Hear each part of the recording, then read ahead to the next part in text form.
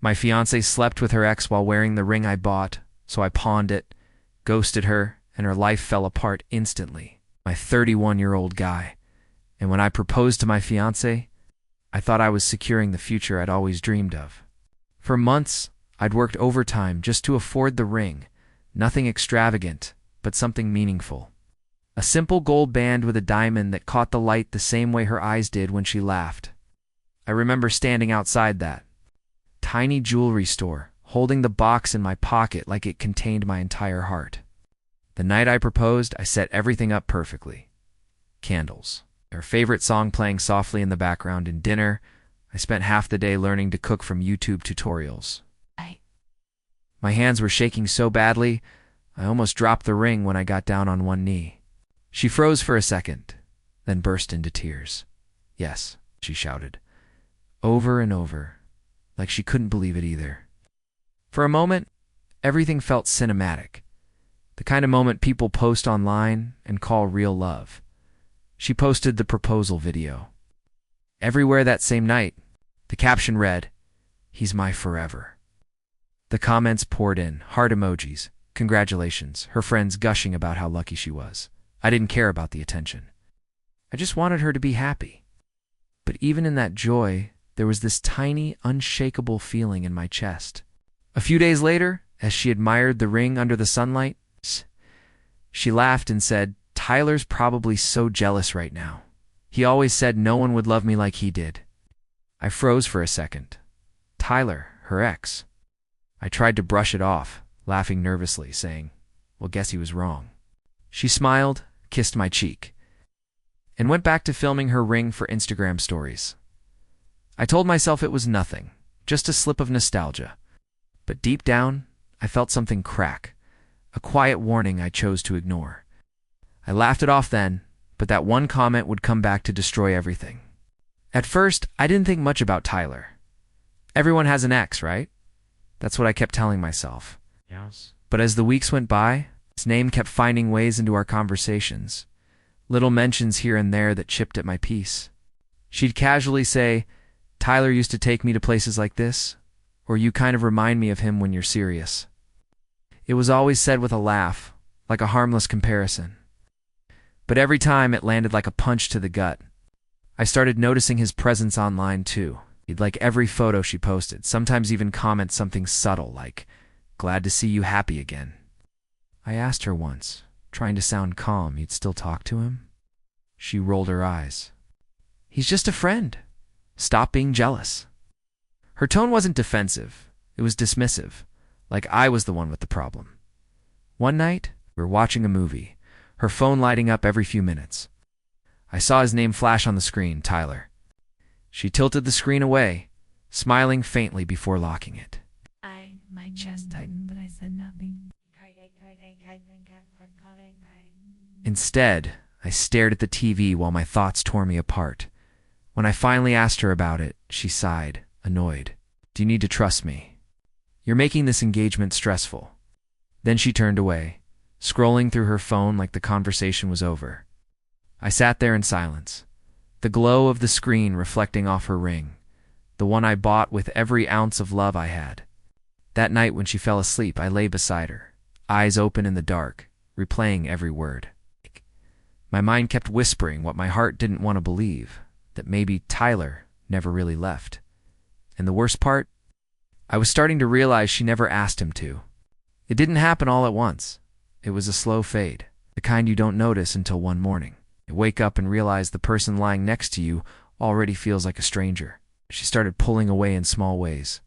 Fewer good morning texts, less excitement in her voice when I called after work, and a quiet disinterest in the wedding plans we'd once stayed up dreaming about. At first, I thought she was just stressed. I tried everything: cooking dinner, surprising her with flowers, even booking a weekend getaway to clear her mind. But every gesture seemed to annoy her. "You're smothering me," she'd say, her tone sharp. "Can't you just let me breathe?" Those words hit harder than she probably realized. I wasn't trying to control her, was trying to hold on to what was slipping through my fingers. The nights got colder, literally and emotionally. She'd stay out late with friends from work, sometimes forgetting to text altogether. When I'd ask how her night went, she'd just shrugged, muttering, "You wouldn't know them." It was like I'd become an extra in her life, someone she tolerated out of habit, not love. One night, I came home early from work, hoping to surprise her. The apartment was dark, quiet, except for the buzz of her phone left on the kitchen counter. I glanced at the screen without meaning to. The name flashing across it made my stomach drop. Tyler. The screen lit up again. Another message. I didn't open it, but I didn't need to. The heart emoji said enough. My chest felt heavy, like the air itself was pressing down on me. I stood there in the glow of her phone, realizing the woman I loved was slipping away. And I was too scared to admit it out loud. That night, I couldn't sleep. Kept staring at the ceiling, replaying her laughter from weeks ago, wondering if it was already a memory. A few weeks later, she told me she needed a girls' trip, said the wedding planning was overwhelming, and she wanted a weekend to breathe and reset. She even laughed, saying, "Don't worry, no boys allowed." I wanted to believe her. I really did. She sounded tired, restless, like she genuinely needed space. So I helped her pack, folding her favorite clothes, slipping a note into her bag that said, "Can't wait to see you again, love." But the night before she left, I noticed she packed her jewelry case, including the engagement ring. She'd never taken it off since I gave it to her. "You're taking the ring?" I asked lightly. She smiled. "Of course. It goes with everything." Something in her tone felt off, but I ignored it. Love, I thought, meant trust, even when it hurt. The weekend passed slowly. Her texts were short, delayed, emotionless. "Having fun?" I'd ask. "Yeah, just tired," she'd reply hours later. Then she'd go silent again. On the third day, I was scrolling through social media when I saw one of her friends' posts, a boomerang from a rooftop bar. Nothing unusual, till I looked closer. The city skyline wasn't the one she'd said she was visiting. My stomach flipped. I clicked the tagged location. She was hundreds of miles away, in the same city Tyler lived. My hands went cold. I checked his profile private, but his new post that same day had a reflection in a hotel mirror. The wallpaper matched the one behind her friend in the story. It felt like someone had punched the air out of me. I stared at that photo for a long time, trying to convince myself it was coincidence. Maybe it was just bad timing. Maybe the hotel was common. Maybe I was being paranoid again. But deep down, I already knew. And the worst part? She still had the ring on in every photo. The moment I saw that photo, something inside me cracked. Not loud or sudden. It's just a slow, painful split that I could feel in my bones. I kept staring at her hand, the ring glinting under the hotel light.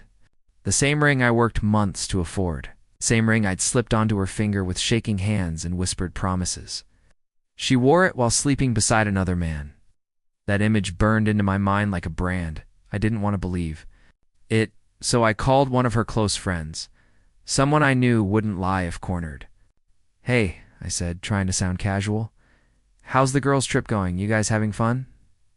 There was a pause on the other end. "Oh yeah, she's good. Tyler's taking good care of her." My heart stopped. "Tyler," I repeated, my voice cracking. Silence. Then a shaky, "I thought you knew." Before she hung up, I sat there in the quiet, phone slipping from my hand. The walls felt like they were closing in. Every text, every lie, every fake smile, they all made sense now. Opened social media again, scrolling through every post she'd made that week. There it was, the reflection in the glass, the hotel bed behind her, the ring catching the light like some cruel symbol of mockery. I laughed, but it came out hollow. She didn't just cheat, I whispered to myself. She did it wearing the promise I gave her. The thought made me sick. I went to the kitchen, poured a glass of water, but couldn't even bring it to my lips. I stayed up all night staring at that ring's picture, wondering when she stopped loving me. Maybe it wasn't sudden. Maybe she never did. By morning, I'd stopped crying. Wasn't angry anymore, just empty. And when her "I miss you" text came the next day, I didn't reply. I just stared at it, knowing the person who wrote it didn't even exist anymore. When she finally came back from her so-called girls' trip, she was glowing. Tan, relaxed, and smiling like she'd just spent a week in paradise. She ran up to me with open arms, hugging me tight, kissing my cheek. "I missed you so much," she said, her voice sugary and smooth, the same tone she used when she wanted to distract me from asking questions. I forced a smile and hugged her back, trying not to flinch at the scent of unfamiliar cologne that clung to her hair. "Good trip?" I asked, my tone careful, almost flat. "Yeah," she laughed, tossing her suitcase aside. "It was everything I needed. I feel renewed." I studied her face, the way she avoided my eyes, the way her fingers absent-mindedly twisted the engagement ring around her finger. That same ring. Over dinner, she acted as if nothing had changed, telling stories about shopping, food, and inside jokes with friends I knew weren't even there. I nodded, smiled, played my role. I wanted to explode, to throw the truth in her face, but instead, I just watched. Every laugh, every glance at her phone, every little lie she didn't even try to hide. Later that night, she curled up beside me in bed, whispering, "I miss sleeping next to you." I stared at the ceiling, wondering how she could speak those words so easily after what she'd done. Her breathing slowed, and soon she was asleep, peaceful, content. It's like nothing had happened. That was the night I stopped being the naive, trusting man she took for granted. I decided I wouldn't confront her, not yet. I wanted her to keep smiling, to keep pretending everything was fine. Because when the truth finally hit her, I wanted it to hurt. She thought she came home to the same man she left. But the man lying next to her that night wasn't her fiancé anymore. He was her reckoning, and she had no idea it had already begun. In the days that followed, I became an actor in my own life. Every morning, I kissed her goodbye like nothing was wrong. Every night, I laughed at her stories, held her hand, and said I love you like it still meant something. But behind the calm, I was watching, calculating, waiting for the perfect moment to end it all without a single word. I started mirroring her habits. When she texted less, I texted less. When she came home late, I stayed out longer. She didn't notice at first. Narcissists rarely do when the spotlight shifts off them. Instead, she seemed happier, like my silence was the peace she'd been craving. That realization stung, but it also gave me clarity. She didn't want me. She wanted a man she could deceive without consequence. One afternoon, went to the jewelry store where I'd bought her engagement ring. I asked the jeweler, how much could I get for this if I sold it? He looked at me for a long second, probably reading the pain behind my attempt at casual tone. "You sure you want to do that?" he asked quietly. I nodded. "More sure than I've ever been," he told me the price. It wasn't much compared to what it meant to me, but I didn't care. I took the pawn slip and folded it into my wallet like a silent vow. That ring was no longer a symbol of love. It was evidence of betrayal. That night, she came home, kissed me softly, and said, "I feel like we're finally getting back to normal." I smiled, brushing her hair behind her ear. "Yeah," I whispered. "Normal." She had no idea that while she was rebuilding her illusion, I was dismantling it piece by piece, and soon, I'd leave her nothing but the ruins. It happened on a Wednesday night, quiet, uneventful, the kind of night where life pretends to be normal before it tears you apart. She fell asleep early beside me, phone half buried under the pillow. I wasn't even looking for proof anymore. But something inside me whispered, "Just look." Maybe I needed the closure, or maybe I just wanted to feel the pain one last time before I let her go. I slid the phone out carefully, the dim light illuminating her peaceful face.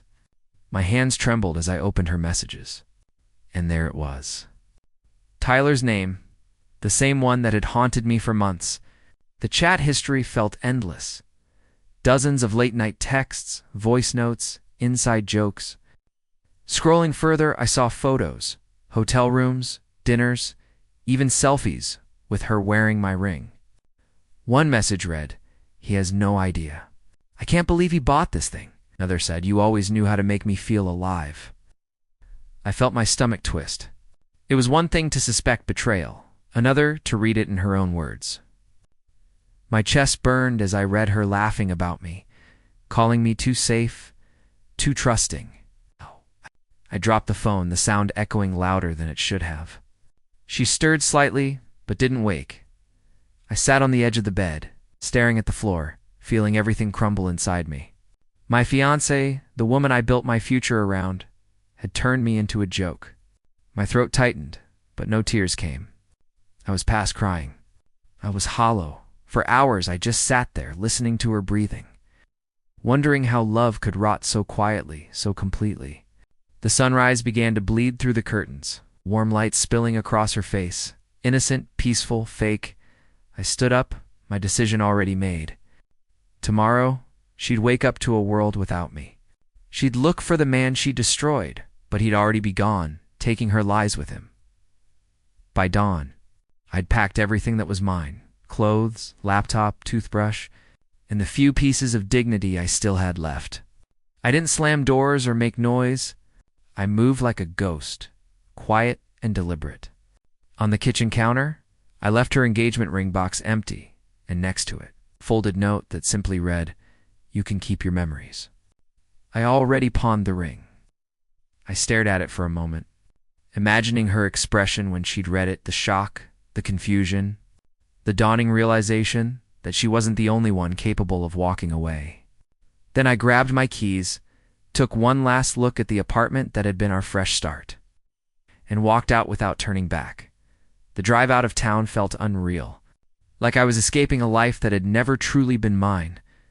I didn't cry. I didn't scream. I just drove past the city lights, past the skyline that once represented hope. Every mile that separated us felt like oxygen filling my lungs again. I deleted her number first, then our photos, then every trace of her on social media. I blocked her on everything. No explanations, no goodbye. I wanted her to feel what silence really was. Not the kind that begs for attention, but the kind that says you no longer exist. By the time the sun fully rose, I was in another city. I booked a small apartment under a new lease, no forwarding address, no mutual friends to report back. For the first time in years, I felt, still, she'd wake up to an empty bed, an empty box, and a truth she couldn't control. And maybe she'd finally understand what betrayal felt like. Not from anger, but from absence. The kind of silence that echoes louder than any confrontation ever could. It took about a week before the messages started flooding in. First from her, then from mutual friends. At first they were confused. "She's worried sick, man. Where are you?" Then the tone shifted. "Bro, what happened?" "She's saying you left without warning." I ignored them all. I didn't owe her or anyone an explanation. Let her tell her version. I knew the truth, and soon, so would everyone else. Apparently she tried to keep up the act at first, posting smiling selfies with captions like "healing and growing," pretending to be the victim of some mysterious heartbreak. But people talk. Tyler wasn't exactly discreet, and eventually, their affair started leaking into the same social circles she flaunted our engagement to. Her perfect relationship image cracked fast. Mutual friends reached out with updates I never asked for. "She's been crying non-stop," one said. Tyler ghosted her too. Another mentioned that her parents found out, that her father confronted her after seeing screenshots floating around group chats. Apparently, Tyler had been bragging to friends about taking back what was his. She didn't just lose me, she lost the illusion of being loved at all. I didn't feel joy. Not exactly. It was something quieter, like justice settling in, slow and steady. The same people who once envied her engagement ring were now whispering about her lies. The same ring she wore with pride had become a reminder of everything she ruined. I didn't comment, didn't gloat. I just watched the digital version of her life unravel while I built a new one far away in peace. For once, I wasn't the broken one. She was. And she didn't even know it yet, but her downfall wasn't my revenge. It was karma, and it was only getting started. Months passed before I heard from her again.